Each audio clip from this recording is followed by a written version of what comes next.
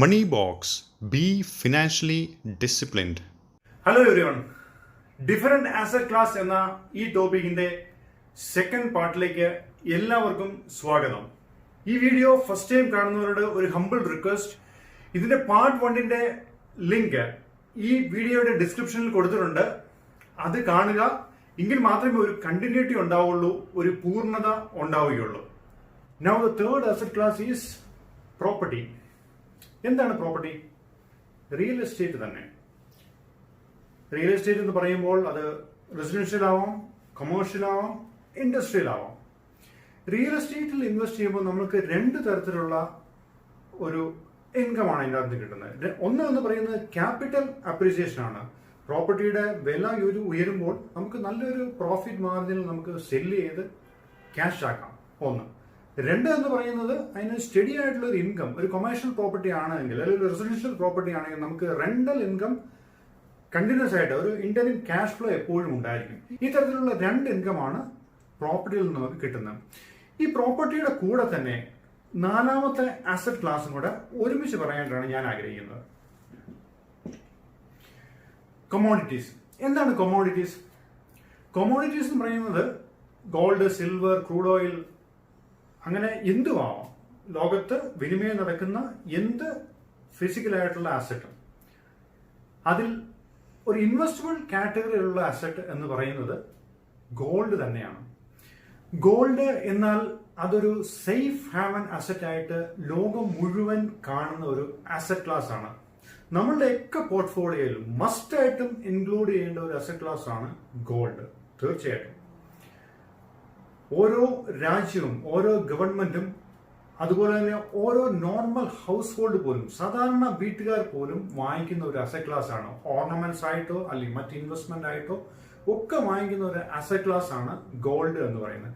അതിലൊരു മിനിമം ഒരു intrinsic value എപ്പോഴും ഉണ്ട്. ഇതുപോലെ തന്നെ കോർപ്പറേറ്റ്സും അല്ലെങ്കിൽ ഗവൺമെന്റ്സും നോർമൽ ഹൗസ് ഹോൾഡ്സിനും ഒക്കെ എപ്പോഴും ഒരു ഡിമാൻഡ് ഉള്ളതുകൊണ്ട് തന്നെ അതൊരു ഇമ്പോർട്ടന്റ് ആയിട്ടുള്ള ഒരു അസറ്റ് ക്ലാസ് ആണ് ഗോൾഡ് എന്ന് പറഞ്ഞാൽ. പക്ഷെ ഞാൻ മനസ്സിലാക്കിയിരുന്നത് കഴിഞ്ഞ 25 വർഷത്തെ ഇതിന്റെ ഒരു പ്രൈസ് മൂവ്മെന്റ് നോക്കിക്കഴിഞ്ഞാൽ ഗോൾഡിന് ഏകദേശം 9% കോമ്പൗണ്ടഡ് ആനുവലൈസ് റിട്ടേൺ ആണ് കഴിഞ്ഞ 25 വർഷത്തെ നമുക്ക് മനസ്സിലാക്കാൻ സാധിക്കുന്നത്.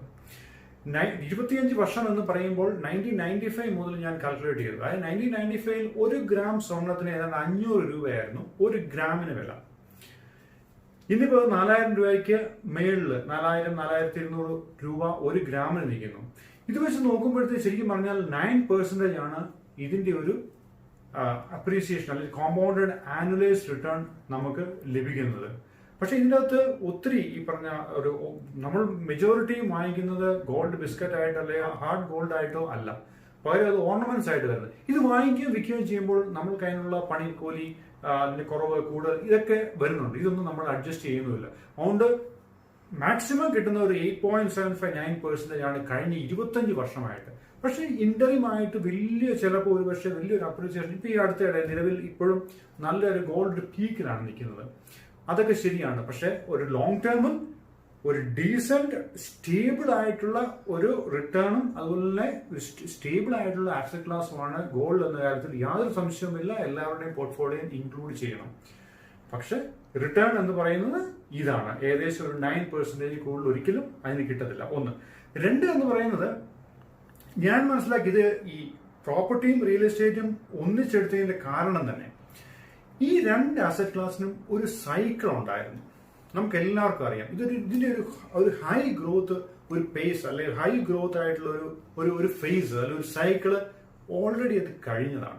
1995 മുതൽ ഇങ്ങോട്ട് എടുത്തു കഴിഞ്ഞു കഴിഞ്ഞാൽ റിയൽ എസ്റ്റേറ്റ് 5000 രൂപ സെന്റിന് സ്ഥലം വാങ്ങിച്ചിട്ട് 25,000 രൂപയ്ക്ക് വിറ്റവരുണ്ട്. 5 × 5 25 5x ആണ്. അഥവാ 5 ഇരട്ടിയാണ് ലാഭം. 400% ആണ്. ഈ 25,000 പെർ സെന്റിന് വാങ്ങിച്ചിട്ട് 1 lakhന് വിറ്റവരുമുണ്ട്. 4x ആണ്. 1 lakhന് മേടിച്ചിട്ട് 10 lakhന് വിറ്റവരുമുണ്ട്. പെർ സെന്റ് 10x ആണ് റിട്ടേൺ. അഥവാ 900% റിട്ടേൺ. എല്ലാം ശരിയാണ്. പക്ഷേ 10 lakhനും വാങ്ങിച്ചവർ ഇന്നും വർഷങ്ങളായിട്ട് അതും കൈവച്ചുകൊണ്ടിരിക്കുകയാണ് ഒരു അവസ്ഥയാണ്. കാരണം ഇതിനൊക്കെ ഒരു സൈക്കിൾ ഉണ്ട്. അതുപോലെ തന്നെ മനസ്സിലാക്കേണ്ട റിയൽ എസ്റ്റേറ്റിൽ ഒരു കാര്യം ഒരു ഫാക്ട് നിങ്ങൾ എപ്പോഴും ഓർത്ത് വയ്ക്കുക. Any physical asset other than natural asset there is A depreciation factor. എന്താണ് നാച്ചുറൽ അസറ്റ്? ഗോൾഡ് ഒരു നാച്ചുറൽ അസറ്റ് ആണ്. പ്യുവർ ലാൻഡ് ഒരു നാച്ചുറൽ അസറ്റ് ആണ്. നമ്മൾ പലരും, പ്രത്യേകിച്ച് NRIs ഒക്കെ ധാരാളം പ്രോപ്പർട്ടിയിൽ ഇൻവെസ്റ്റ് ചെയ്തിട്ടുണ്ട്. ഫ്ലാറ്റ് വാങ്ങിച്ചിട്ടുണ്ട്, അവിടെ വാങ്ങിച്ചിട്ടുണ്ട്, ഇവിടെ വാങ്ങിച്ചിട്ടുണ്ട്. ഇതിന്റെയൊക്കെ പ്രോബ്ലം എന്ന് പറയുന്നത് ഇതൊക്കെ ഒരു ഫിസിക്കൽ അസറ്റ് ആണ്. എന്നാൽ നാച്ചുറൽ അസറ്റ് പ്യുവർ ലാൻഡ് ആണെങ്കിൽ അതിന് എപ്പോഴും ഒരു വാല്യുവേഷൻ അല്ലെങ്കിൽ വാല്യൂ അപ്രീസിയേഷൻ സ്ലോലി ആണെങ്കിലും ഗ്രാജുവലി ആണെങ്കിലും ഉണ്ടാവാം എന്ന് പ്രതീക്ഷിക്കാം. പക്ഷെ ഈ പറഞ്ഞ ഫ്ലാറ്റ് വില്ലയൊക്കെ വാങ്ങിക്കുമ്പോൾ ഉള്ള പ്രശ്നം ഇതിന്റെ ഒരു ഡിപ്രീസിയേഷൻ ഫാക്ടറാണ്. സേ 10 വർഷം മുന്നേ വാങ്ങിച്ച ഒരു ഫ്ലാറ്റിന് അത് 50 lakhs വാങ്ങിച്ചത് എങ്കിൽ ഒരു 10% എങ്കിലും റിട്ടേൺ കിട്ടണമെങ്കിൽ ഇന്ന് ഒരു 1.25 crores ആ സെയിം ഫ്ലാറ്റ്, ആ സെയിം കമ്മ്യൂണിറ്റിയിലെ സെയിം ഫ്ലാറ്റ്, ആ സെയിം സ്ക്വയർ ഫീറ്റ് നമുക്ക് വിൽക്കാൻ സാധിക്കണം. ഇത് നമ്മൾ വിൽക്കാൻ ശ്രമിക്കുമ്പോൾ ഈ ഒരു 1 crore അല്ലെ 1.24 crore റേസ് ചെയ്യാനായിട്ട് കഴിവുള്ള ഒരു വ്യക്തി അല്ലെങ്കിൽ ലിക്വിഡ് ക്യാഷ് ഉള്ള ഒരു വ്യക്തി, ഒബ്വിയസ്ലി അവരുടെ മനസ്സിലേക്ക് വരുന്ന ഒരു ചിന്തയുണ്ട്, why should I go for a second hand flat? നമ്മൾ ഓരോ പ്രൊജക്റ്റും ഓരോ മാസവും നമുക്ക് പല സ്ഥലങ്ങളിൽ പല പ്രൊജക്ട്സ് ലോഞ്ച് ചെയ്യുന്നുണ്ട്. ഈ ഓരോ പ്രൊജക്ട്സ് ലോഞ്ച് ചെയ്യുമ്പോഴും എന്തെങ്കിലുമൊക്കെ ഒരു അഡീഷണൽ ഒരു അമ്യൂണിറ്റീസ്, ഒരു ബെനിഫിറ്റ്സ് ഒക്കെ എല്ലാ പ്രോജക്റ്റിലും നമ്മൾ മിക്കവാറും എല്ലാ ലാർജ് ഡെവലപ്പേഴ്സിന്റെ പ്രോജക്റ്റിൽ കാണാറുണ്ട്. അപ്പൊ ഇത്രയും ഒരു പണം മുടക്കുന്ന ഒരാൾക്ക് അല്ലെങ്കിൽ പണം റേസ് ചെയ്യാൻ കപ്പാസിറ്റി ഉള്ളത്, അത് ഒരുപക്ഷെ ഒരു ക്രെഡിറ്റ് വർത്തിനെസ് അനുസരിച്ചാണുള്ള ബാങ്ക് ലോൺ കൊടുക്കുന്നത്. മേ ബി സാലറിയുടെ ബേസിലായിരിക്കും, അല്ലെങ്കിൽ നല്ലൊരു ബിസിനസിന്റെ ബേസിലായിരിക്കും. അപ്പൊ അവര് എന്തിനാണ് ഒരു സെക്കൻഡ് ഹാൻഡ് ഫ്ലാറ്റിന് പോകുന്നത് എന്നുള്ളത് ഒബ്വിയസ്ലി നമ്മുടെ ഓരോരുത്തരുടെ, നമുക്കൊക്കെ പുതിയൊരു ഫ്ലാറ്റ് വാങ്ങിക്കാനാണ് ഇഷ്ടം അല്ലെ. 1, 2 മുമ്പേ പറഞ്ഞ പോലെ ഇതിനൊരു ഡിപ്രീസിയേഷൻ ഫാക്ടർ ഉണ്ട്. 3 എന്ന് പറയുന്നത് ഇതിന്റെയൊക്കെ ഒരു സൈക്കിൾ ഓൾറെഡി കഴിഞ്ഞു. അല്ലെങ്കിൽ അത്രയും ഹൈ ഗ്രോത്ത് ആയിട്ടുള്ള ഏതെങ്കിലും ഒരു സിറ്റിയിൽ സപ്ലൈ കുറയും, ഡിമാൻഡ് ഭയങ്കര കൂടുതലുമായിരിക്കണം. ഇന്ന് ഇന്ത്യയിലെ റിയൽ എസ്റ്റേറ്റ് അതോറിറ്റിയുടെ മറ്റ് മേജർ ഡെവലപ്പേഴ്സിന്റെയും എല്ലാം കണക്ക് പ്രകാരം, മാർക്കറ്റ് സ്റ്റഡി പ്രകാരം, ബോംബെ ഉൾപ്പെടെ, ഇന്ത്യയുടെ ഫൈനാൻഷ്യൽ ക്യാപിറ്റലായ ബോംബെ ഉൾപ്പെടെ എല്ലാ നഗരത്തിലും, ബോംബെ ആയിക്കോട്ടെ ബാംഗ്ലൂർ ആയിക്കോട്ടെ, എല്ലാ നഗരത്തിലും സപ്ലൈ എന്ന് പറഞ്ഞാൽ ഓവർ സപ്ലൈ ആണ്. സപ്ലൈ കൂടുതലാണ്, ഡിമാൻഡ് കുറവുമാണ്.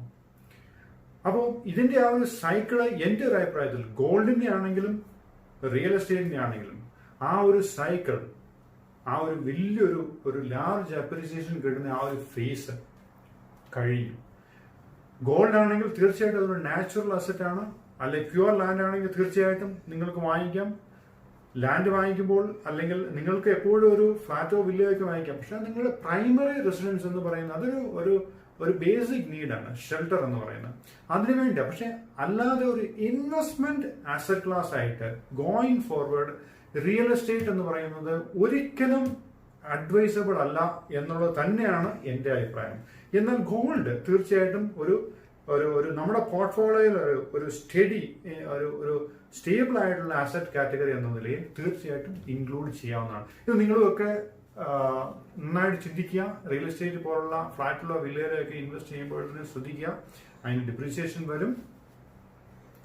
ലിക്വിഡിറ്റി വളരെ വളരെ പുവറാണ്. വിറ്റ് കാശാക്കാനായിട്ട് പറയാൻ നല്ല എളുപ്പമാണ്, ഭയങ്കര ബുദ്ധിമുട്ടാണ് ഇന്നത്തെ കാലത്ത്. പ്രത്യേകിച്ച് ഇന്ന് അൺഅക്കൗണ്ടഡ് മണിയുടെ ഫ്ലോ ഇന്ത്യയിൽ വളരെ വളരെ കുറവാണ്. പോസ്റ്റ് ഡിമോണിറ്റൈസേഷൻ ഇന്നെല്ലാം ഗവൺമെന്റ് കൺട്രോളിലാണ്. ഗവൺമെന്റിന്റെ എല്ലാവരുടെയും മേളിലുണ്ട്. എല്ലാം വളരെ പ്രോപ്പറായിട്ടുള്ള ഒരു ഫോർമൽ അക്കൗണ്ടിങ് സിസ്റ്റത്തിലാണ് പോകുന്നത്. അതുകൊണ്ട് തന്നെ ഇതിൻ്റെയൊക്കെ ആ ഒരു ലിക്വിഡിറ്റി എന്ന് പറയുന്നത് വളരെ പുവറാണ് ഇന്ന് റിയൽ എസ്റ്റേറ്റിന്റെ. സോ റിയൽ എസ്റ്റേറ്റിൽ ഇൻവെസ്റ്റ് ചെയ്യാൻ പോകുന്നവർ പ്രൈമറി റെസിഡൻസ് ചെയ്യാൻ, വീണ്ടും പറയുന്നു, പ്രൈമറി റെസിഡൻസ് മസ്റ്റ് ആണ്. അതിന് നമുക്ക് ഒരു ഫ്ലാറ്റോ വില്ലയോ ഒക്കെ വാങ്ങിച്ചിടാം. നമുക്ക് ഷെൽട്ടറാണ് ഇമ്പോർട്ടന്റ്. അല്ലാതെ ഒരു ഇൻവെസ്റ്റ്മെന്റ് രീതിയിൽ ഒരിക്കലും ഒരു റിയൽ എസ്റ്റേറ്റിൽ കൊണ്ടുപോയി പണം മുടക്കരുത്. ഗോൾഡിൽ ആവാം ചെറിയൊരു പെർസെന്റേജ്, നിങ്ങളുടെ തന്നെ ഒരു പോർട്ട്ഫോളിയോയുടെ ഒരു 100% പോർട്ട്ഫോളിയോയിൽ മേ ബി ഒരു 15% ഗോൾഡിൽ മാക്സിമം അലോക്കേറ്റ് ചെയ്യാം. അതിൽ കൂടുതൽ ആവശ്യം അതിനും ഇല്ല. Now we are going to the 5th asset class, that is equities. So what is equity? Equity simply means ownership. ഞാനൊരു ഇക്വിറ്റി ഇൻവെസ്റ്റ്മെന്റ് നടത്തുകയാണെങ്കിൽ അല്ലെങ്കിൽ ഷെയർസിൽ അല്ലെങ്കിൽ സ്റ്റോക്സിൽ ഇൻവെസ്റ്റ് ചെയ്യുകയാണ് എന്ന് പറയുമ്പോൾ നമ്മൾ ആ കമ്പനിയുടെ ഷെയർ ഹോൾഡർ അല്ലെങ്കിൽ കോ ഓണർ ആവുകയാണ് എന്നാണ് അതിനർത്ഥം. ഇക്വിറ്റി ഇൻവെസ്റ്റ്മെന്റിന് രണ്ട് തരത്തിലുള്ള ബെനിഫിറ്റ് ആണ് ഉള്ളത്. ഒന്ന് എന്ന് പറയുന്നത് ക്യാപിറ്റൽ അപ്രീസിയേഷൻ ആണ്. നമ്മൾ ഇൻവെസ്റ്റ് ചെയ്യുന്ന കമ്പനിയുടെ ഷെയർ പ്രൈസ് അപ്രീഷിയേറ്റ് ചെയ്യുമ്പോൾ നമ്മളുടെ ക്യാപിറ്റൽ ഗ്രോത്ത് ഉണ്ടായി നമ്മളത് സെല്ല് ചെയ്ത് നമുക്ക് ക്യാഷ് ആക്കാം, നല്ലൊരു റിട്ടേൺ കിട്ടും. രണ്ട് എന്ന് പറയുന്നത് ലാഭവിഹിതമാണ്. ഏതൊരു നല്ല കമ്പനിയും ഇയർലി അവരുടെ ഡിവിഡൻഡ് ഡിക്ലെയർ ചെയ്യാറുണ്ട്, ലാഭവിഹിതം. അതിലൂടെ നമുക്കൊരു ഇന്ററിം ക്യാഷ് ഫ്ലോ നമുക്ക് ലഭിക്കുന്നതായിരിക്കും. ഇനി ഇക്വിറ്റി മാർക്കറ്റിൽ നമുക്ക് എങ്ങനെ എക്സ്പോഷർ എടുക്കാം, അല്ലെങ്കിൽ നമ്മളെ എങ്ങനെ നമുക്ക് പോർട്ട്ഫോളിയോയിൽ ഇൻക്ലൂഡ് ചെയ്യാം? ഇതിന് രണ്ട് തരത്തിലുള്ള അപ്രോച്ച് ആണുള്ളത്. ഒന്നെന്ന് പറയുന്നത് നമുക്ക് ഡയറക്റ്റ് ഷെയർസ് പർച്ചേസ് ചെയ്യാം, റിലയൻസ് അല്ലെങ്കിൽ TCS, ഇൻഫോസിസ്, ITC ഇതുപോലുള്ള ധാരാളം കമ്പനീസ് ഇന്ത്യൻ മാർക്കറ്റിൽ ലിസ്റ്റ് ചെയ്തിട്ടുണ്ട്. ഇതിൽ നമ്മളൊരു സ്റ്റോക്ക് ബ്രോക്കർ അടുത്ത് അപ്രോച്ച് ചെയ്യണം, അവിടെ ഒരു അക്കൗണ്ട് ഓപ്പൺ ചെയ്യണം, അതിലൂടെ നമുക്ക് ഷെയർസ് പർച്ചേസ് ചെയ്യാം. രണ്ട് എന്ന് പറയുന്നത് ത്രൂ മ്യൂച്വൽ ഫണ്ട്സ് ആണ്. മ്യൂച്വൽ ഫണ്ട്സ് എന്ന് പറയുമ്പോൾ ഒരു പൂൾഡ് ഇൻവെസ്റ്റ്മെന്റ് വെഹിക്കിൾ ആണ്. അതിന്റെ ഒരു ബെനിഫിറ്റ് എന്ന് പറയുന്നത് ഡൈവേഴ്സിഫിക്കേഷൻ ആണ്. ധാരാളം സ്റ്റോക്സ് ഒരുമിച്ച് നമുക്ക് ചെറിയ എമൗണ്ട്, നമുക്ക് ഇഷ്ടമുള്ള നമ്മൾക്ക് പറ്റുന്നത്ര എമൗണ്ട് ഇട്ട് കഴിഞ്ഞാൽ വലിയൊരു ബാസ്ക്കറ്റ് ഓഫ് സ്റ്റോക്സിൽ നമുക്ക് എക്സ്പോഷർ എടുക്കാവുന്നതാണ്. ഇത്രയും ഡൈവേഴ്സിഫിക്കേഷൻ, നമ്പർ ഓഫ് സ്റ്റോക്സ് കൂടുതലായതുകൊണ്ട് തന്നെ റിസ്ക് എന്ന് പറയുന്നത് വളരെ കുറവാണ്. അതുപോലെ തന്നെ ഒരു പ്രൊഫഷണൽ മാനേജ്മെന്റ് ഉണ്ട്. എന്നാൽ ഡയറക്റ്റ് സ്റ്റോക്ക് പർച്ചേസ് ചെയ്യാൻ ഓപ്ഷൻ ഉണ്ട് എന്നൊക്കെ പറഞ്ഞു. പക്ഷെ ഒരു നോർമൽ ഒരു പേഴ്സണെ സംബന്ധിച്ചോളം അത്ര എളുപ്പമല്ല. കാരണം അതിനെക്കുറിച്ച് ഇൻഡെപ്ത് ആയിട്ട് നമുക്ക് പഠിക്കണം. ധാരാളം ഫാക്ടേഴ്സ് അതിനെ അഫക്ട് ചെയ്യുന്നുണ്ട്. ഇതൊക്കെ നമുക്ക് പഠിക്കുക അല്ലെ അനലൈസ് ചെയ്യുക, മനസ്സിലാക്കുക എന്ന് പറയുന്നത് അത്ര എളുപ്പമുള്ള കാര്യമല്ല. നമ്മളൊക്കെ ഓരോ ഫീൽഡിൽ വർക്ക് ചെയ്യുന്നവരായിരിക്കും. ഡോക്ടേഴ്സ് ഉണ്ടാവും, എഞ്ചിനീയേഴ്സ് ഉണ്ടാവും, ലോയേഴ്സ് ഉണ്ടാവും.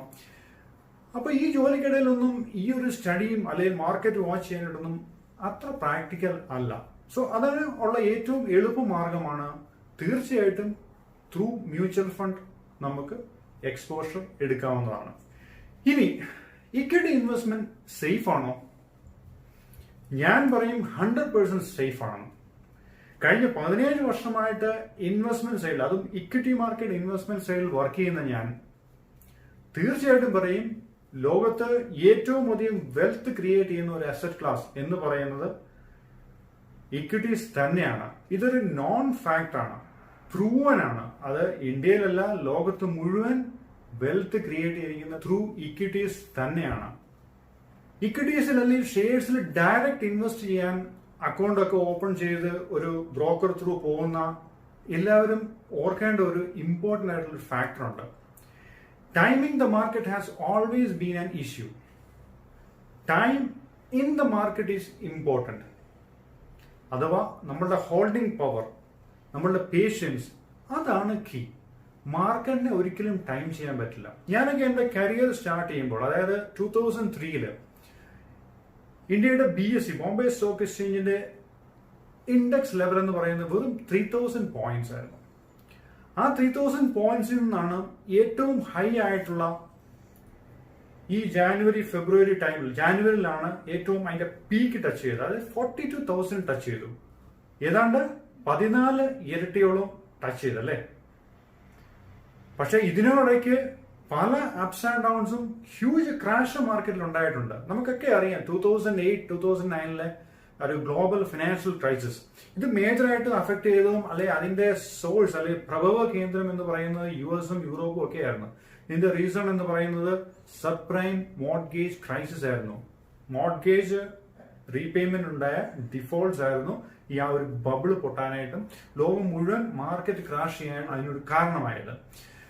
അതുകൊണ്ട് തന്നെ ഈ പറഞ്ഞ 2003 3000 സെൻസെക്സ് ലെവലിൽ നിന്ന് ഏതാണ്ട് 2008 മിഡോടുകൂടി ഇന്ത്യയുടെ സെൻസെക്സിന്റെ ഏറ്റവും അന്നത്തെ ഹിസ്റ്റോറിക് ഹൈ ആയ 21,200 വരെ പോവുകയും ചെയ്തു. അതിനുശേഷം 2009 മാർച്ചിൽ ഏതാണ്ട് 7,800 വരെ മാർക്കറ്റ് താഴോട്ട് കൂപ്പ് കുത്തുകയും ചെയ്തു. ഏതാണ്ട് 63% ആണ് മാർക്കറ്റ് ഡൗൺ ആയത്. പക്ഷേ നമ്മൾ അതിന്റെ ഗ്രാഫ് കണ്ടു കഴിഞ്ഞാൽ വീണ്ടും അതിശയിച്ചു പോകും. ഏതാനും മാസങ്ങൾ കൊണ്ട് തന്നെ വീണ്ടും ആ പഴയ ലെവലിലേക്ക് വരികയും അവിടുന്നാണ് ഈ പറഞ്ഞ ഓൾ ടൈം ഹൈ ആയ 42,000 വരെ ഈ ജാനുവരി 2020 എത്തുകയും ചെയ്തത്. സോ ഇക്വിറ്റി മാർക്കറ്റ് റിട്ടേൺ ഇതിൽ നിന്ന് മനസ്സിലാക്കേണ്ടത് ഒരിക്കലും ഒരു ഫിക്സഡ് റിട്ടേൺ അല്ല, അതിന് വോളറ്റാലിറ്റി ഉണ്ടാവും. അത് സ്റ്റൊമക്ക് ചെയ്യാനായിട്ടുള്ള മനസ്സാണ്, അതിനുള്ള കപ്പാസിറ്റിയാണ് നമുക്ക് വേണ്ടത്. അങ്ങനെയാണെങ്കിൽ ഇതൊരു ലോങ് ടേം വെൽത്ത് ക്രിയേറ്റർ ആണെന്നുള്ള കാര്യത്തിൽ യാതൊരു സംശയവുമില്ല. ലോകത്തിലെ ഏത് കോടീശ്വരന്മാരെ എടുത്താലും ഇപ്പോഴത്തെ ഏറ്റവും വെൽത്തിയസ്റ്റ് ആയിട്ടുള്ള പേഴ്സൺ ജെഫ് ബെസോസ്, ആമസോണിന്റെ ഉടമ, അല്ലെങ്കിൽ മാർക്ക് സൂക്കർബർഗ്, വാറൻ ബഫറ്റ്, നമ്മുടെ മുകേഷ് അംബാനി വരെ ഫസ്റ്റ് 10-ൽ നിൽക്കുന്നവരാണ് ഇവരെല്ലാവരും. ഇവരെല്ലാവരും തങ്ങളുടെ വെൽത്ത് ക്രിയേറ്റ് ചെയ്തത് ഈ പറഞ്ഞ ഇക്വിറ്റീസിലൂടെ മാത്രമാണ്, ഇക്വിറ്റി വാല്യുവേഷനിലൂടെ മാത്രമാണ്. അവരുടെ ഇതിന്റെയൊക്കെ അണ്ടർലൈങ് എന്താണ്? കമ്പനിയുടെ ഗ്രോത്ത് കൊണ്ടാണ് ഇതിന്റെ വാല്യുവേഷൻ കൂടുന്നത്. അതാണ് നമ്മൾ മനസ്സിലാക്കേണ്ട കാര്യം. സോ ഇക്വിറ്റീസ് നോ ഡൗട്ട് അതൊരു വെൽത്ത് ക്രിയേറ്റർ തന്നെയാണ്. Now will go to the 6th asset class, derivatives. ഇത് ഒരു നോർമൽ ഇൻഡിവിജ്വൽ ഇൻവെസ്റ്ററെ സംബന്ധിച്ചോളം 6th-ഉം 7th asset ക്ലാസ് അത്ര ഇമ്പോർട്ടന്റ് അല്ല. പക്ഷെ ആദ്യം പറഞ്ഞ പോലെ തന്നെ നമ്മളുടെ ഹാർഡ് ഏൺ മണി നമ്മൾ ഈ ഡിഫറെന്റ് അസറ്റ് ക്ലാസ്സിൽ ഇൻവെസ്റ്റ് ചെയ്യണം എന്നൊക്കെ പറയുമ്പോൾ ഇൻവെസ്റ്റബിൾ ആയിട്ടുള്ള എല്ലാ അസറ്റ് ക്ലാസിനെ കുറിച്ചും ഒരു മിനിമം നോളജെങ്കിലും ഉണ്ടായിരിക്കണം. അതുകൊണ്ടാണ് നമ്മൾ ഇത് ഡിസ്കസ് ചെയ്യുന്നത്. സോ എന്താണ് ഡെറിവേറ്റീവ്? ഡെറിവേറ്റീവ് എന്നാൽ something that is derived from something. എന്തിൽ നിന്നോ ഉണ്ടായ ഒരു പ്രൊഡക്റ്റ് ആണ് ഒരു ഡെറിവേറ്റീവ് എന്ന് പറഞ്ഞാൽ. അതായത് അതിനൊരു അണ്ടർലൈങ് അസറ്റ് ഉണ്ടാവും. ഈ അണ്ടർലൈങ് അസറ്റ് എന്ന് പറഞ്ഞാൽ ഒരു ഫിനാൻഷ്യൽ അസറ്റ് ആവാം, അല്ലെങ്കിൽ ഒരു കൊമോഡിറ്റി ആവാം. സ്റ്റോക്സ്, ഷെയർസ്, അല്ലെങ്കിൽ കറൻസി, അല്ലെങ്കിൽ കൊമോഡിറ്റീസ്, അതായത് വീറ്റ്, റൈസ്, ഫ്ലോർ, ഇങ്ങനെയുള്ള എന്തുവാം. ഇതിനാണ് ഒരു ഡെറിവേറ്റീവ് പ്രൊഡക്റ്റ് എന്ന് പറയുന്നത്. ലോകത്തിൽ വൈഡായിട്ട് യൂസ് ചെയ്യുന്ന 2 ഡെറിവേറ്റീവ് ആയിട്ടുള്ള ഇൻസ്ട്രുമെന്റ്സ് ആണ് ഫ്യൂച്ചേഴ്സും ഓപ്ഷൻസും. ഫ്യൂച്ചേഴ്സ് എന്ന് പറഞ്ഞാൽ അവധി വ്യാപാരം. എന്താണ് ഈ ഫ്യൂച്ചേഴ്സിന്റെ കൺസെപ്റ്റ്, അല്ലെങ്കിൽ എന്നാണ് ഇത് തുടങ്ങിയത്? ഇത് ഒരു സെഞ്ചുറീസ് ഓൾഡ് ആയിട്ടുള്ളൊരു കോൺസെപ്റ്റ് ആണ്. ഈ എക്കണോമിക് അല്ലെങ്കിൽ പ്രൈസ് അൺസർട്ടനിറ്റി പണ്ട് കാലം മുതലേ ഉണ്ടായിരുന്നു. അപ്പൊ ഈ ഒരു അൺസർട്ടനിറ്റി ഓഫ്സെറ്റ് ചെയ്യാനായിട്ടാണ് ഈ പറഞ്ഞ അവധി വ്യാപാരം അല്ലെങ്കിൽ ഫ്യൂച്ചേഴ്സ് കോൺട്രാക്ട് ഒക്കെ സ്റ്റാർട്ട് ചെയ്തത്. നമുക്കൊക്കെ അറിയാം, ഓരോ ഒരു പ്രോഡക്റ്റ്, സേ ആപ്പിൾ അല്ലെങ്കിൽ വീറ്റ്, ഇതൊക്കെ സീസണൽ ആയിട്ടുള്ള ഒരു പ്രൊഡക്റ്റ് ആണ്. അപ്പൊ ഇതിന്റെയൊക്കെ നോർമലി ഇതിന്റെയൊക്കെ വിളവെടുക്കുന്ന സമയത്ത് നമുക്കറിയാം സപ്ലൈ കൂടുതലാണ്, അല്ലെങ്കിൽ പ്രൈസ് അന്നേരം തീരെ താഴ്ന്ന, അല്ലെങ്കിൽ കർഷകർക്ക് ആവശ്യമായിട്ടുള്ള ഒരു മിനിമം ഗ്യാരണ്ടീഡ് പ്രൈസ് പോലും കിട്ടാത്ത ഒരു അവസ്ഥ അന്നും ഒരു പരിധി വരെയൊക്കെ ഇന്നുമുണ്ട്. അപ്പൊ ഇതിനൊരു മാറ്റം വരുത്തണം അല്ലെങ്കിൽ വരണം എന്നുള്ള രീതിയിലാണ് അവധി വ്യാപാരം അല്ലെങ്കിൽ ഫ്യൂച്ചേഴ്സ് കോൺട്രാക്ട് എന്നുള്ള ഒരു കോൺസെപ്റ്റ് അല്ലെങ്കിൽ അത് സ്റ്റാർട്ട് ചെയ്തത്. പണ്ടൊക്കെ ഇതൊരു ഒരു ഒരു ഒരു ബയറും സെല്ലറും തമ്മിലുള്ള ഡയറക്റ്റ് ആയിട്ടുള്ള എഗ്രിമെന്റ് ആയിരുന്നു. അങ്ങനെയാണ് ഇത് തുടങ്ങിയത്. പക്ഷെ പിൽക്കാലത്ത് ഇത് തന്നെയാണ് 19th സെഞ്ചുറിയുടെ ബിഗിനിങ്ങിലായിരുന്നു ഇതൊക്കെ കുറച്ചും കൂടെ ഫോർമലൈസ് ചെയ്യണം അല്ലെങ്കിൽ സ്റ്റാൻഡർഡൈസ് ചെയ്യണം എന്നുള്ള ഒരു ഉദ്ദേശത്തിലാണ് ലോകത്തിലെ ആദ്യത്തെ അവധി വ്യാപാര കേന്ദ്രം അഥവാ ഫ്യൂച്ചേഴ്സ് മാർക്കറ്റ് US-ലെ ഷിക്കാഗോയിലാണ് സ്റ്റാർട്ട് ചെയ്തത്. ഷിക്കാഗോ ബോർഡ് ഓഫ് ട്രേഡ് അഥവാ സി ബോർഡ് എന്നുള്ളതാണ് ഈ ലോകത്തിലെ ഏറ്റവും ആദ്യത്തെ അവധി വ്യാപാര കേന്ദ്രം. അത് പിന്നീട് വളരെ പോപ്പുലറായി. ദിവസവും ആയിരക്കണക്കിന് അല്ലെങ്കിൽ 10,000-കണക്കിന് കോൺട്രാക്ട്സ് ഫോർമലായിട്ട് തന്നെ വരാൻ തുടങ്ങി.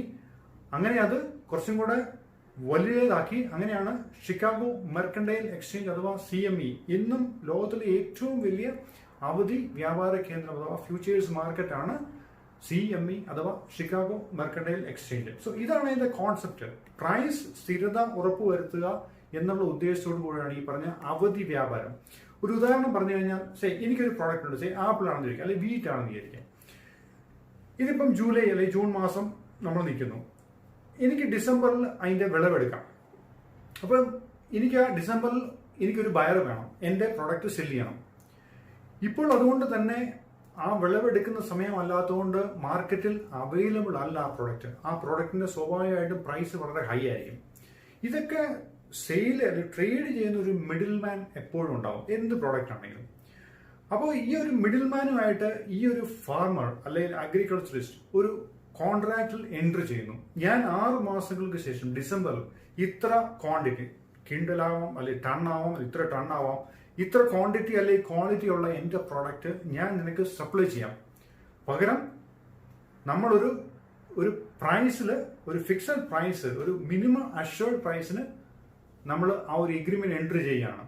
ഇന്നിപ്പം വീട്ടിന്റെ വില കിൻഡലിന് $100 ആണ് എങ്കിൽ അല്ലെങ്കിൽ 100 റുപ്പീസ് ആണ് എങ്കിൽ ഇന്നിപ്പം സപ്ലൈ വളരെ കുറവാണ്, വളരെ പീക്ക് നിൽക്കുകയാണ്. പക്ഷേ ഇത് ഡിസംബർ ആകുമ്പോഴത്തേക്കും നോർമലി നമുക്ക് ഇന്നും കാണാൻ സാധിക്കുന്ന ഒരു കാര്യമാണ്, ഇതിന്റെയൊക്കെ പ്രൈസ് മേ ബി 25 വരും. അപ്പോൾ ശരിക്കും പറഞ്ഞാൽ 25 മാർക്കറ്റിൽ അവൈലബിൾ ആകുമ്പോഴത്തേന് ഒരു കർഷകന് കിട്ടുന്ന മേ ബി ചിലപ്പോൾ ₹15 അല്ലെങ്കിൽ $15 ആയിരിക്കും. ഇതിനൊരു മാറ്റം വരുത്തണം എന്നുള്ള ഉദ്ദേശത്തോടു കൂടി മുൻകൂറായിട്ട് വളരെ മാസങ്ങൾക്ക് മുന്നേ ഏർപ്പെടുന്ന ഒരു കോൺട്രാക്റ്റ് ആണ് ഫ്യൂച്ചേഴ്സ് കോൺട്രാക്ട്. ഈ ഒരു പ്രോഡക്റ്റ് അവൈലബിൾ അല്ലാത്ത സമയത്ത് ഒരു ഫിക്സഡ് ആയിട്ടുള്ള പ്രൈസിൽ, എഗ്രീഡ് ആയിട്ടുള്ള പ്രൈസിൽ സപ്ലൈ ചെയ്തോളാമെന്നും ആ സപ്ലൈ മുഴുവൻ ഞാൻ എടുത്തോളാമെന്ന് ഒരു ബയറും എഗ്രി ചെയ്യുന്ന ഒരു കോൺട്രാക്റ്റ് ആയിരുന്നു ഫ്യൂച്ചേഴ്സ് കോൺട്രാക്ട്. സോ അതുകൊണ്ട് ഒരു കർഷകന് ന്യായമായിട്ടുള്ള വില കിട്ടുന്നു, മാർക്കറ്റിൽ സ്റ്റഡി ആയിട്ടുള്ള പ്രൈസ് ഉണ്ടാവുന്നു, ഒരു ട്രേഡർക്കും ന്യായമായിട്ടുള്ള അവന്റെ കമ്മീഷൻ കിട്ടുന്നു. സോ ഇതായിരുന്നു ഫ്യൂച്ചേഴ്സ് മാർക്കറ്റിന്റെ തുടക്കം എന്നുള്ളത്. ഇന്ന് ആ കൊമോഡിറ്റിയിലാണെന്നോ ഇത് തുടങ്ങിയത് എങ്കിൽ ഇന്ന് ഫിനാൻഷ്യൽ ഫ്യൂച്ചേഴ്സ് എല്ലാം അവൈലബിൾ ആണ്. നമ്മളിപ്പോൾ പറഞ്ഞ സ്റ്റോക്ക് മാർക്കറ്റ് ലിസ്റ്റ് ചെയ്തിരിക്കുന്ന ഏതൊരു കമ്പനിയുടെയും ഈ ഒരു ഡെറിവേറ്റീവ് പ്രോഡക്റ്റ്, ഒരു ഫ്യൂച്ചേഴ്സ് പ്രോഡക്റ്റ് അല്ലെങ്കിൽ ഓപ്ഷൻസ് നമുക്ക് മാർക്കറ്റിൽ അവൈലബിൾ ആണ്. എനിക്കിപ്പോൾ 100 അല്ലെങ്കിൽ എനിക്കിപ്പോൾ റിലയൻസ് ഇൻഡസ്ട്രി ഒരെണ്ണത്തിന്റെ പ്രൈസ് എന്ന് പറയുന്നത് ₹1900 ആണ് ഇപ്പോൾ ഒരു ഷെയറിന്റെ പ്രൈസ്. പക്ഷേ എനിക്കിപ്പോൾ 1000 റിലയൻസ് ഇൻഡസ്ട്രി വാങ്ങിക്കണമെങ്കിൽ ഏതാണ്ട് ₹19 lakh വേണം. പക്ഷെ എനിക്കൊരു മാർജിൻ കൊടുത്തുകൊണ്ട് വേണമെങ്കിൽ ഈ പറഞ്ഞ അത്രയും 19 lakhs എക്സ്പോഷർ വേണമെങ്കിൽ എനിക്ക് എടുക്കാം. അതും ആണ് ഫിനാൻഷ്യൽ ഫ്യൂച്ചർ. അതിനൊരു എഗ്രീഡ് ടേമിലായിരിക്കും. 1 month ആയിരിക്കും, 2 month ആയിരിക്കും, 3 month വരെ മാക്സിമം അതിനൊരു പീരീഡ് ഉണ്ട്. ആ 3 monthനുള്ളിൽ നമ്മൾക്ക് ഈ പ്രൈസിൽ അപ്രീസിയേഷൻ വന്നു കഴിഞ്ഞാൽ നമ്മൾ പർച്ചേസ് ആണ് ചെയ്തിരിക്കുന്നതെങ്കിൽ അത് ക്ലോസ് ചെയ്തിട്ട് നമുക്ക് പ്രോഫിറ്റ് ബുക്ക് ചെയ്യാം. സോ നമ്മൾ എടുക്കുന്ന എക്സ്പോഷർ എന്ന് പറഞ്ഞാൽ വളരെ വലുതായിരിക്കും, എന്നാൽ നമ്മൾ ഫുൾ എമൗണ്ടും പേ ചെയ്യണ്ട. അതൊരു മാർജിൻ അല്ലെങ്കിൽ ഒരു കമ്മീഷൻ, ഒരു അപ്ഫ്രണ്ട് ഒരു നിശ്ചിത എമൗണ്ട് മാത്രം കൊടുത്താൽ മതിയാവും. സോ ഇതാണ് അവധി വ്യാപാരത്തിലെല്ലാം, അത് കൊമോഡിറ്റി ആണെങ്കിലും ഫിനാൻഷ്യൽ ഫ്യൂച്ചർ ആണെങ്കിലും നടക്കുന്നത്. ഒരു എഗ്രീഡ് പ്രൈസ് ഉണ്ടാവാം, ഒരു എഗ്രീഡ് ടെന്യൂർ അതിന് ഉണ്ടാവാം. ഇന്ന് ധാരാളം ആളുകൾ ഈ പറഞ്ഞ ഫിനാൻഷ്യൽ അതുപോലെ തന്നെ കൊമോഡിറ്റി ഫ്യൂച്ചേഴ്സിൽ ട്രേഡ് ചെയ്യുന്നത് ഞാൻ കാണാറുണ്ട്. പക്ഷെ ഒരിക്കലും ഒരു റീറ്റെയിൽ ഇൻവെസ്റ്റർക്ക് ഇതൊരു സോർട്ട് ഓഫ് സ്പെക്കുലേഷൻ ആണ്. അതുകൊണ്ട് തന്നെ ഒരിക്കലും ഫ്യൂച്ചേഴ്സ് മാർക്കറ്റിൽ പണം അത്ര ഒരു റീറ്റെയിൽ ഇൻഡിവിജ്വൽ ഇൻവെസ്റ്റർ പണം ഉണ്ടാക്കിയ ചരിത്രം വളരെ വളരെ കുറവാണ്. എന്നാൽ ഇതൊരു ഇൻസ്റ്റിറ്റ്യൂഷണൽ കാറ്റഗറിക്ക് വളരെ ഇമ്പോർട്ടൻ്റ് ആണ്. ഞാൻ ഇതുപോലുള്ള ഇൻസ്റ്റിറ്റ്യൂഷണൽ സെഗ്മെന്റിൽ വർക്ക് ചെയ്താണ് ഇതുപോലുള്ള ധാരാളം ഫ്യൂച്ചേഴ്സ് കോൺട്രാക്ട് നിഫ്റ്റിയിലും മറ്റുമൊക്കെ വാങ്ങിച്ചിട്ടുണ്ട്. ഞാനൊരു ഹെഡ്ജ് ഫണ്ടിൽ വർക്ക് ചെയ്യുമ്പോൾ അതെന്ന് പറയുന്നത് വളരെ ഇമ്പോർട്ടൻ്റ് ആണ്. കാരണം ഒരു പോർട്ട്ഫോളിയോ വലിയൊരു $200 million ഫണ്ടാണ്. ആ ഫണ്ടിന്റെ പോർട്ട്ഫോളിയോ വോളറ്റാലിറ്റിയിൽ നിന്ന് ഓഫ്സെറ്റ് ചെയ്യാൻ വേണ്ടിയിട്ടാണ് ഇതുപോലുള്ള ഓപ്പോസിറ്റ് ആയിട്ടുള്ള പൊസിഷൻസ് എടുക്കുന്നത്. അപ്പോൾ ഒരു ഫണ്ടിനെ സംബന്ധിച്ചോളം അല്ലെങ്കിൽ വലിയൊരു ഇൻസ്റ്റിറ്റ്യൂഷൻ കാറ്റഗറിയെ സംബന്ധിച്ചോളം ഈ പറഞ്ഞ ഫ്യൂച്ചേഴ്സും ഓപ്ഷൻസും മറ്റൊരു തരത്തിലുള്ള ഒരു കോൺട്രാക്ട് ആണ്. ഇതൊക്കെ വളരെ ഇമ്പോർട്ടൻ്റ്. പക്ഷേ റീറ്റെയിൽ കാറ്റഗറിയെ സംബന്ധിച്ചോളം ഞാൻ പറയുന്നു, ഒരിക്കലും ഇതിന് പോകരുത്. അത് വളരെ റിസ്കി ആയിട്ടുള്ളൊരു ആസെറ്റ് ആണ്. So now will go to the last asset class, that's alternative investment. എന്താണ് ഓൾട്ടർനേറ്റീവ് ഇൻവെസ്റ്റ്മെന്റ്? ഇതിൽ വരുന്ന പല തരത്തിലുള്ള ടൈപ്പ് ഓഫ് ഇൻവെസ്റ്റ്മെന്റ് ആണ്. വെഞ്ചർ ക്യാപിറ്റൽ ഉണ്ട്, പ്രൈവറ്റ് ഇക്വിറ്റി ഉണ്ട്, ഹെഡ്ജ് ഫണ്ട് ഉണ്ട്, അതുപോലെ തന്നെ ക്രിപ്റ്റോ, ക്രൗഡ് ഫണ്ടിങ്, ഇതുപോലുള്ള നിരവധി ഇൻവെസ്റ്റ്മെന്റ് ഓപ്ഷൻസ് ഉണ്ട്. പക്ഷെ ഇതൊക്കെ വീണ്ടും ഞാൻ പറഞ്ഞ പോലെ തന്നെ ഒരു റീറ്റെയിൽ ഇൻവെസ്റ്റർ കാറ്റഗറിക്ക് ഇൻവെസ്റ്റ് ചെയ്യാൻ പറ്റുന്ന അസറ്റ് ക്ലാസ് അല്ല. കാരണം ഇതിന്റെയൊക്കെ ടിക്കറ്റ് സൈസ് വളരെ കൂടുതലായിരിക്കും. ഉദാഹരണത്തിന് ഒരു ഹെഡ്ജ് ഫണ്ട്, അതിന്റെയൊക്കെ ടിപ്പിക്കൽ മിനിമം ഇൻവെസ്റ്റ്മെന്റ് എന്ന് പറയുന്നത് $1 million ആയിരിക്കും. അതുപോലെ തന്നെ വെഞ്ചർ ക്യാപിറ്റൽ, ഇതെന്ന് പറയുന്നത് ഏർലി സ്റ്റേജ് കമ്പനീസിന് ക്യാപിറ്റൽ റിക്വയർമെന്റ് ഉണ്ടെങ്കിൽ ഫണ്ട് ചെയ്യുന്നതാണ് വെഞ്ചർ ക്യാപിറ്റൽ. ഈ വെഞ്ചർ ക്യാപിറ്റൽ തന്നെ കുറച്ചും കൂടെയൊക്കെ കമ്പനീസ് എസ്റ്റാബ്ലിഷ് ആയാൽ നെക്സ്റ്റ് ലെവൽ ഫണ്ടിങ് ആണ് പ്രൈവറ്റ് ഇക്വിറ്റി. അതിന്റെയൊക്കെ ticket size may be $20 million അല്ലെങ്കിൽ $50 million, ഈവൻ ലാർജ് ആണെങ്കിൽ അല്ലെങ്കിൽ ഹ്യൂജ് പൊട്ടൻഷ്യൽ ഉള്ള ഒരു ഐഡിയ ആണ് അല്ലെങ്കിൽ ഒരു കമ്പനിയാണ് അല്ലെങ്കിൽ ഒരു പ്രൊഡക്റ്റ് ആണെങ്കിൽ ചിലപ്പോൾ $100 million ഒക്കെ ആയിരിക്കും അതിൻ്റെ അകത്ത് ഇൻവെസ്റ്റ്മെന്റ് വരുന്നത് ഒറ്റ ഫണ്ടിൽ നിന്ന് തന്നെ. സോ അതാണ് പ്രൈവറ്റ് ഇക്വിറ്റി. ഇന്ന് ലോകത്ത് പ്രൈവറ്റ് ഇക്വിറ്റീസ് ഒക്കെ വരുന്നത് ഒരു മിനിമം അല്ലെങ്കിൽ ഒരു ആവറേജ് ഫണ്ട് സൈസ് എന്ന് പറയുന്നത് $500 million ഒക്കെ ആയിരിക്കും. സോ ഇതൊക്കെ ബേസിക്കലി ഒരു ഇൻസ്റ്റിറ്റ്യൂഷണൽ അല്ലെങ്കിൽ കോർപ്പറേറ്റ് അല്ലെങ്കിൽ ഹൈ നെറ്റ്വർത്ത് ഇൻഡിവിജ്വൽസ് അല്ലെങ്കിൽ വെരി ഹൈ നെറ്റ്വർത്ത് ഇൻഡിവിജ്വൽസ് അല്ലെങ്കിൽ അതുപോലെ തന്നെ ഫാമിലി ഓഫീസ് ഇവർക്കൊക്കെ സ്യൂട്ടബിൾ ആയിട്ടുള്ള ഒരു ഇൻവെസ്റ്റ്മെന്റ് കാറ്റഗറി അല്ലെങ്കിൽ അസറ്റ് ക്ലാസ് ആണ് ഈ പറഞ്ഞ പോലെ ഓൾട്ടർനേറ്റീവ് ഇൻവെസ്റ്റ്മെന്റ് എന്നത്. സോ ഇതൊക്കെയാണ് മേജർ ഇൻവെസ്റ്റ്മെന്റ് അസറ്റ് ക്ലാസസ്. ഇതിൽ നിന്നൊക്കെ for a retail investor who wants to create wealth, the best option എന്ന് പറയുന്നത് നോ ഡൗട്ട് മ്യൂച്വൽ ഫണ്ട്സ് തന്നെയാണ്. ഡൈവേഴ്സിഫൈഡ് ആണ്, റിസ്ക് വളരെ കുറവാണ്, ഒരു പ്രൊഫഷണൽ മാനേജ്മെന്റ് ഉണ്ട്, ഹിസ്റ്റോറിക്കലി വളരെ ഡീസന്റ് ആയിട്ടുള്ള ഏതൊരു അസറ്റ് ക്ലാസിനേക്കാളും ബെറ്റർ റിട്ടേൺ ഹിസ്റ്റോറിക്കലായിട്ട് നമുക്ക് എവിടെ വേണമെങ്കിലും പ്രൂവ് ചെയ്യാം മ്യൂച്വൽ ഫണ്ട്സ് ഡെലിവർ ചെയ്തിട്ടുണ്ട് എന്നുള്ളത് ഒരു ഫാക്റ്റാണ്.